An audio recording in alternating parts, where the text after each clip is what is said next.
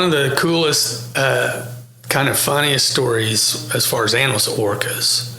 And it's actually right before COVID. And a lot of this is one of the things that actually helped me get through COVID.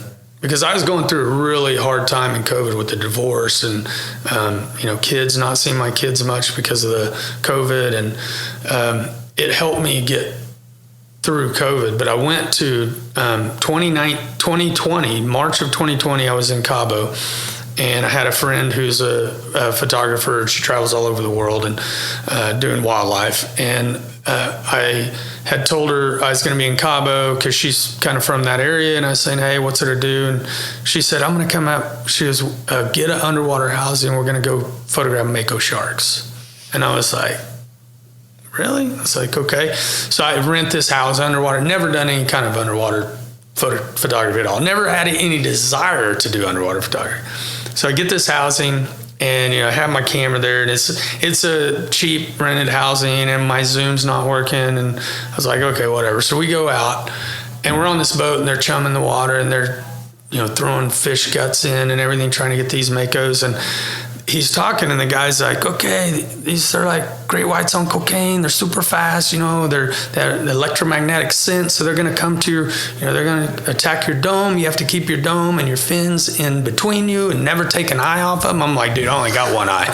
So I'm like, at this point, I'm like, man, this is like, I'm getting a little concerned. I'm trying to build my confidence up, and I'm like, man, am I really going to do this? They keep chumming, and he keeps talking. And I'm like, dang, man, and just trying to build my confidence up. All of a sudden, they pull everything in. They're like, let's go, orcas. So we take off after a pod of orcas. There's 5-6 orcas. We take off after this pod of orcas. I was so relieved I wasn't getting in with the sharks.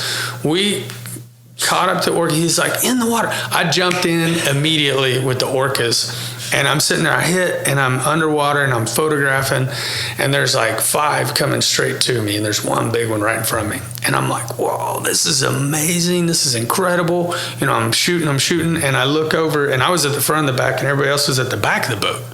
So I look over, and I'm kind of by myself, and they're over to my left. I'm like, this is not good. But they come straight to me, and there was a baby. There was like 5 and a baby, and they come right to me, and I'm like, kind of like, what do I can't move underwater. Like, you can't sprint, you can't get behind the boat. And it comes to me and goes underneath me and passes. And I was high for 3 days. Like 3 days, I could not sit still. I was like, that was incredible. And, a female, when she passed underneath me, like, I looked in her eye and I saw her eye. It was just a brief moment. And I try to explain this to people, and it's hard to explain, but it was almost like a telepathic communication. As she passed, everything was calm. At first I was like, oh crap, they're on me, like they're right here.